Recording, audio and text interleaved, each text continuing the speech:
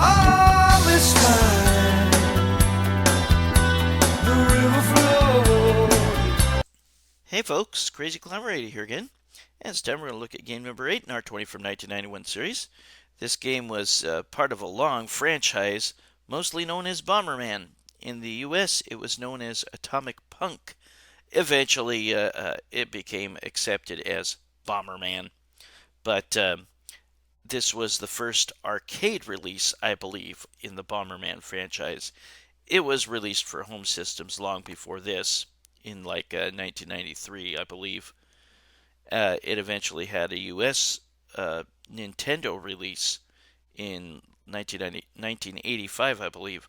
But you have a joystick and you have a button that allows you to lay bombs, and you have a button that allows you to detonate bombs remotely. And this is a fantastic arcade conversion or arcade version of the franchise. There was later a Neo Geo release called Neo Bomberman, which was also great.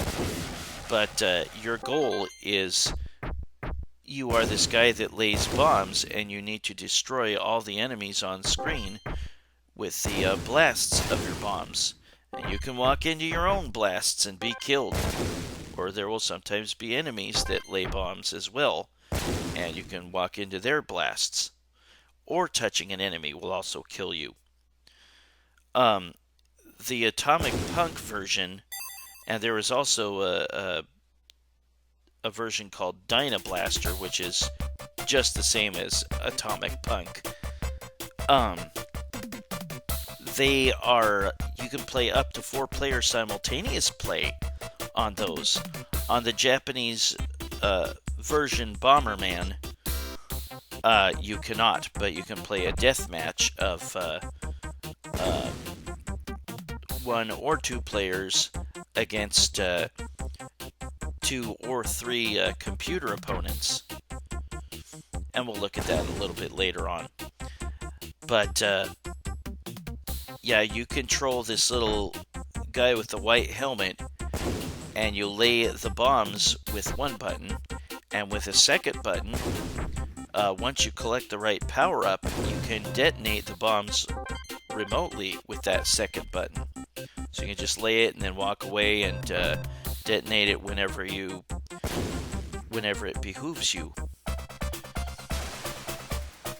This is such an addictive, fun game, and it can be really tough not to walk into your own bomb blasts, especially once you collect a power-up.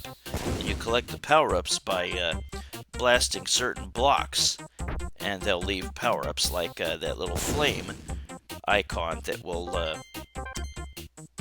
increase the blast radius that your bombs will release when they detonate, and they detonate after like a few seconds.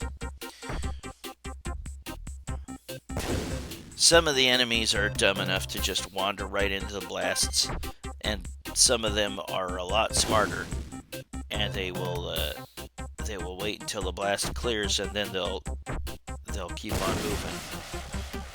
Yep, I got him. There will sometimes be an opponent Bomberman type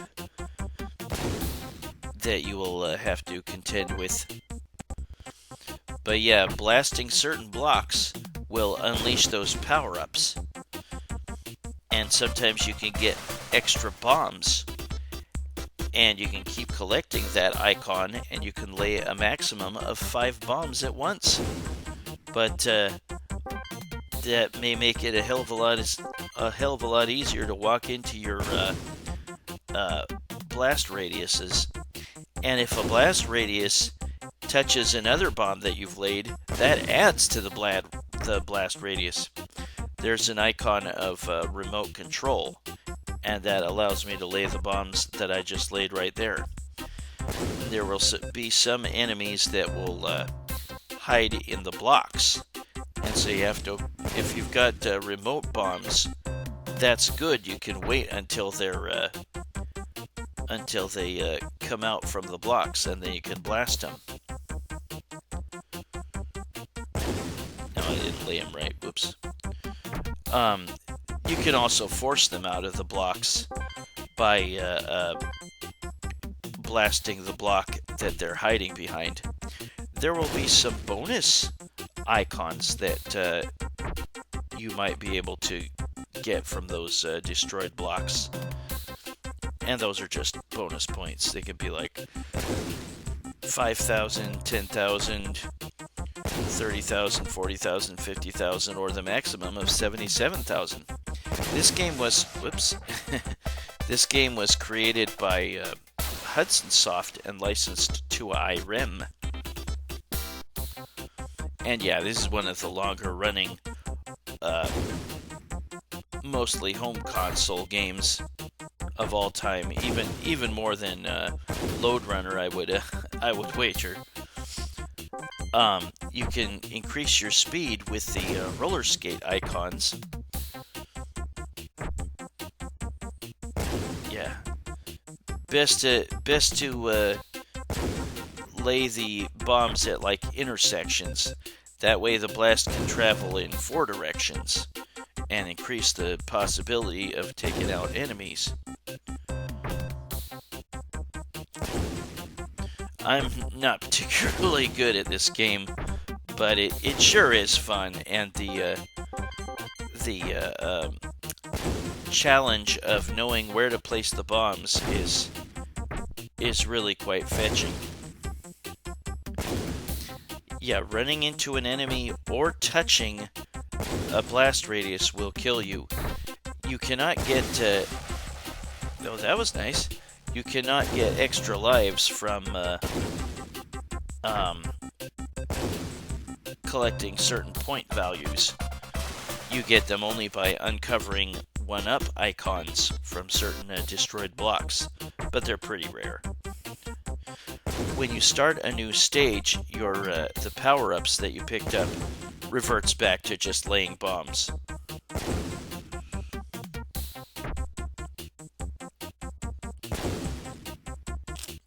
There will be more types of enemies later on in the game, and we'll look at those. There are 36 total stages, and there are 6 rounds with 6 stages apiece. Note that the explosion can take out the power-ups that you glean from destroying those certain blocks. You'll be able to figure out which blocks will release the power-ups when bombed. There will later be some enemies that can float over those blocks, and we'll get to those later on.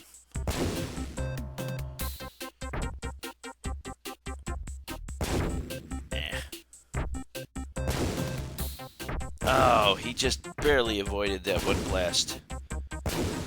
And there, I uncovered that block that he was trying to hide behind. Sometimes if you stand in a certain place or move in a certain way, sometimes the enemies will stick around long enough to get hit by that blast. There's certain behavior patterns of the enemies that you'll want to study in order to get really good at this game. Learn their behaviors. And on the 6th part of each round, there will be a boss fight. Now, something that I didn't mention, and it's worth noting, if you want to get a lot of points in this game, not only do you want to collect all those bonus items, but you also want to try to get a single blast radius to take out multiple enemies. And if you can make the blast radius really wide by having one blast radius touch other bombs, then you can keep racking up the bonus multiplier. Oh, thank goodness I didn't have like the maximum blast radius, otherwise I probably would have gotten toasted with that one bomb. Whoops, ran into an enemy. Yeah, you have 10 seconds to continue. If you continue, you get to keep your high score, or the score that you've gotten thus far, which is pretty nice. If you are playing a multiplayer game, you can let it go to a game over, and the other player can keep playing, and then you can join in, but you will have to start your score back at 0. I mean, you can let the timer go back down to 0 and then join in again. But that is Atomic Punk, the US arcade version of Bomberman in 1991. And we're going to look at some of the other enemies. There's these weird enemies that go naked when you bomb them, and then you have to bomb them again. I put on invincibility here. This is just such a cool game. I really like it. It's really telling. Here's another boss. It's really telling when I like a game, even if I'm not very good at it. It's very fun.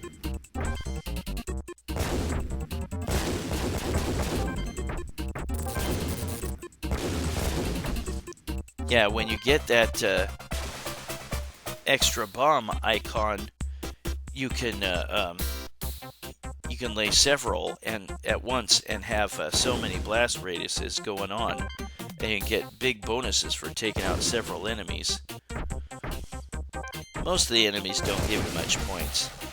Now we have these ghost things that move a lot faster than the slugs, I think, that we saw earlier. And here's ghosts that can float, or Grim Reapers or something that can float over the blocks that you can destroy. There'll be one other type of enemy, I think, that can float over those blocks. And here's another boss here. But yeah, if you can lay 5 bombs at once and just start spreading them all over the place, then you might be able to take out several enemies with a chain reaction blast radius and rack up some bonuses.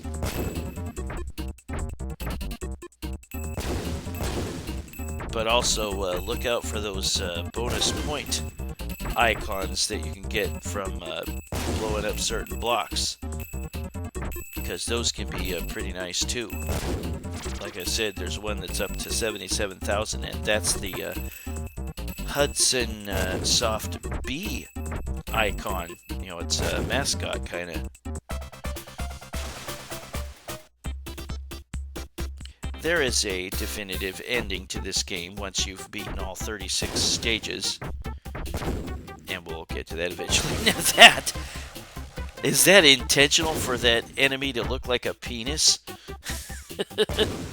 But it can morph into an invincible demon, and the demon will eventually return to the penis form.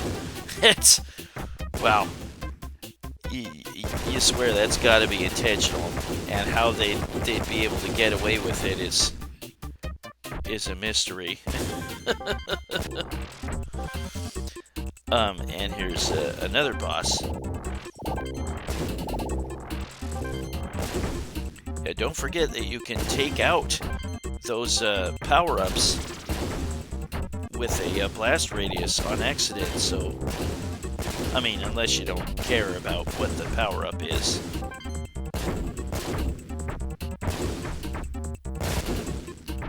So yeah, see, those chain reaction blast radiuses are pretty nice.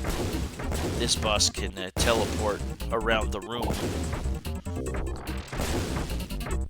Some of the enemies or bosses have shields, and once they drop their shields, you need to blast them.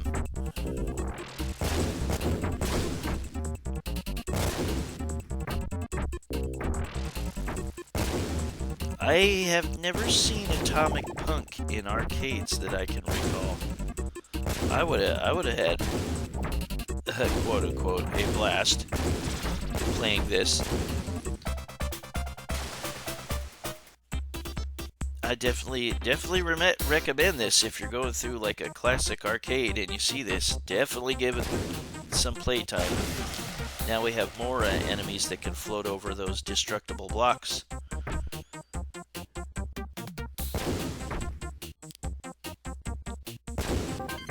Yeah, try to find or try to lay bombs at intersections so you have greater chances at blowing up the enemies.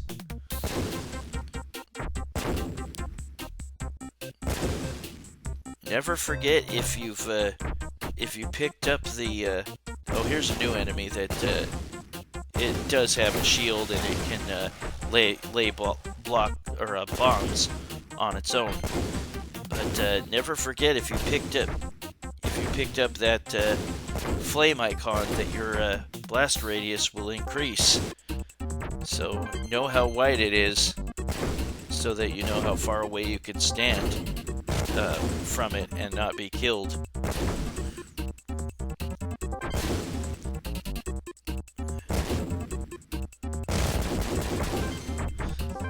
I not only put on an invincibility cheat, but I put on some sort of cheat that let me, if I was standing in a blast radius, I could press the A button and continuously make a blast radius wherever I went. And sometimes I'd use that to end a stage quicker, just so I could play through this as fast as I could. Freaking guys are like sleepwalking or something in their jammies.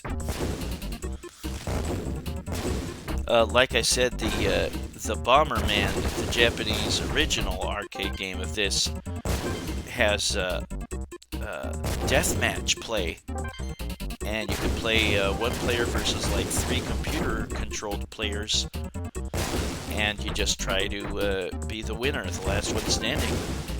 Or you can play 2 players simultaneously play versus 2 computer-controlled players. Or you could just play normal play, 1 player or 2-player co-op. But with the Atomic Punk or Dynablaster versions, you can play 4 players simultaneous play co-op, which I kind of like better, because deathmatch is just like last person standing wins, and then if you were the last survivor, you get to play another deathmatch. And so this was deathmatch before deathmatch became cool.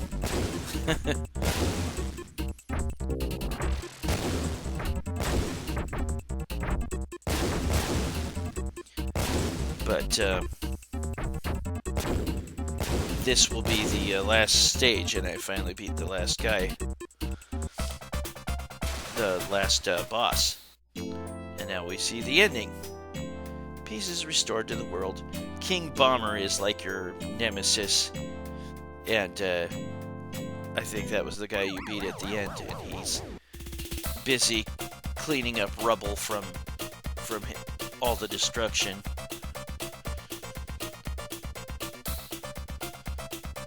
And I'll put in my initials. You gotta put in,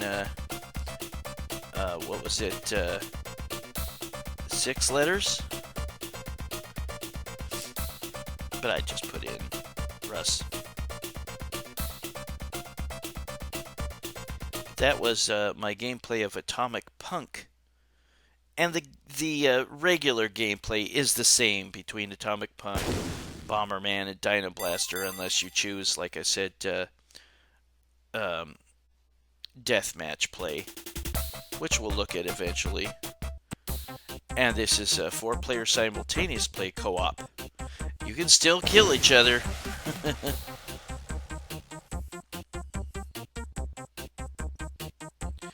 This first stage is a nice place to get some decent points. But first blow up some blocks and get some bonus icons or power-ups. you have 2 minutes for each stage, and if you run out of time, you have to start the stage all over. And here we're going to look at, I think this was the opening screen of Dynablaster. Like I said, it plays the same as Atomic Punk. Same up to 4 player simultaneous play, and yeah, it's really the same game. See? And now we're going to look at Bomberman, the Japanese original, which has the deathmatch option.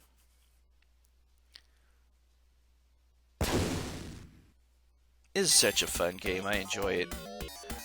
See, you can play 1 player versus 3 computer-controlled players, or you can have 2 player simultaneous play versus 2 computer-controlled players, or just one regular 1 player or regular 2 player simultaneous play co-op. And we'll look at the deathmatch, 1 player versus 3 computer-controlled players. And you free yourself from the blocks that often hold power-ups, and then you just try to set out to destroy everybody. If you lose, if you don't make first place, if you aren't the last one standing, then you have to put in a credit to play another deathmatch game, and you get your record saved if you keep putting in credits.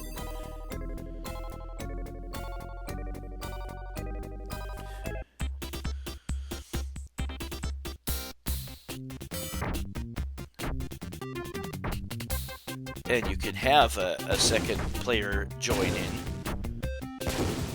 And here's what happens if I am the last one standing.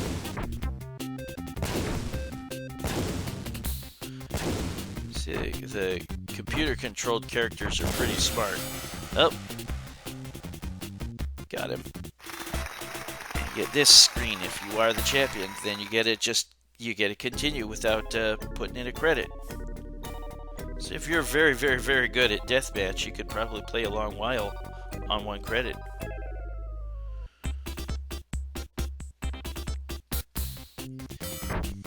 But that was Atomic Punk, also known as Bomberman and Dynablaster, by Hudson Soft and licensed to Irem. Well, this is Crazy Climber 80 saying thanks for watching, and I hope you join me soon for game number 7. Y'all take it easy, everybody. Bye-bye.